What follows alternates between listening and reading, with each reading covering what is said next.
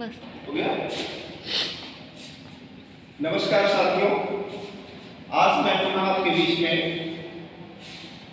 एक महत्वपूर्ण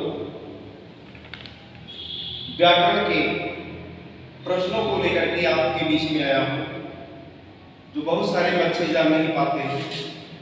स्वर भेद बोधन चक्र एक टॉपिक है जिसमें आप देखेंगे जो पाणिनि के 14 सूत्रों में, यानी जो आपके मूल स्वर हैं उनकी जो संख्या दी गई है, जैसे आप देखेंगे आ, ई, उ, री और ली, इन वर्णों के जो भेद बताए गए हैं, तो जैसे आ, ई, उ, री, ली, तो देखेंगे आप आ, ई, उ, री, इन वर्णों के दीर्घ होते हैं, यानी जैसे छोटा होता है तो बड़ा होता है, आप देखते हैं, लेकिन री वर्ण जो है उसका दीर्घ नहीं होता है। यहाँ देखिए उसका कोई स्थान नहीं है। तो इस हिसाब से आप देखेंगे तो जो जैसे आप देखे होंगे आपके सूत्रों में दिया होगा आ, ई, उ, री, आ, ई, उ, री, एते साम वर्णानाम अष्टादश भेदा। इसीलिए दिया गया है कि इन वर्णों का, जैसे देखेंगे इन, जैसे आ, ई, उ, री, इन वर्णों को देखेंगे तो इनका प्रयोग किसमें होता है? ह्रस्व उदात्त में होता है और अनुनासिक में होता है। फिर आप देखेंगे दूसरे क्रम में ह्रस्व उदात्त और अनुनासिक में होता है। उन्हीं वर्णों का प्रयोग पुनः देखेंगे ह्रस्व अनुदात्त और अनुनासिक में, ठीक है। फिर ह्रस्व अनुदात्त अनुनासिक, फिर क्रम में देखेंगे ह्रस्व स्वरित अनुनासिक, फिर ह्रस्व स्वरित और अनुनासिक। सेम चीज वही आपको अगले भाग में दिखाया गया है। आ, ई, उ, री, ए, ओ, ए, औ। अब आप यहाँ देखेंगे कि ए, ओ, ए, औ ये प्रायः दीर्घ होते हैं, इनका ह्रस्व वर्ण नहीं होता है, इनका लघु वर्ण नहीं होता है, प्रायः दीर्घ वर्ण है। इनको संयुक्त स्वर भी कहते हैं। इन्हें क्या कहते हैं? संयुक्त स्वर कहते हैं। तो इन वर्णों का देखेंगे वही प्रक्रिया दिया है, दीर्घ उदात्त में भी प्रयोग होता है और अनुनासिक में इनका प्रयोग होता है।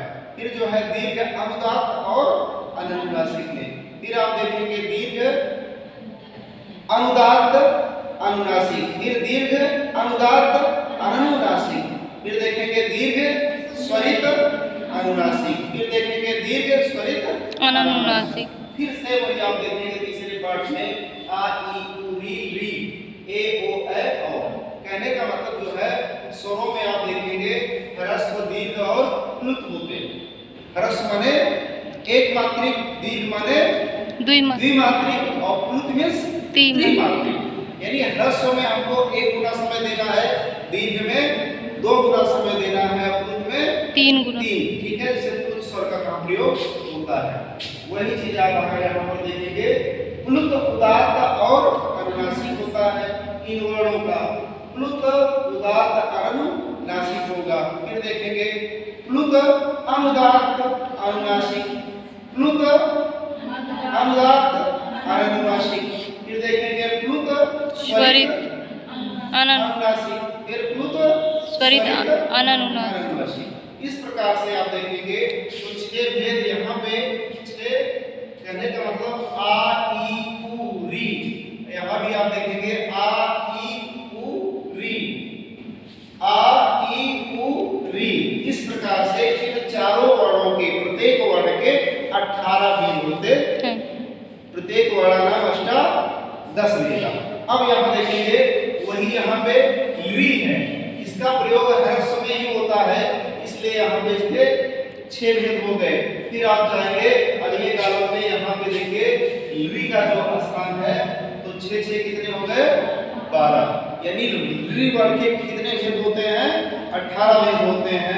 ऐसा आप देखेंगे टीजीटी में, टेट में, इत्यादि परीक्षाओं में पूछे जाते हैं। उसके बाद आप देखेंगे ए, ओ, ए, औ। देखिएगा इन वर्णों का ह्रस्व में कोई स्थान नहीं होता, चूंकि ये प्रायः दीर्घ वर्ण होते हैं, इसलिए देखेंगे पहले भाग में इसका कोई स्थान नहीं लिया गया है, केवल किसमें दिया गया है, दूसरे पार्ट में और तीसरे पार्ट में।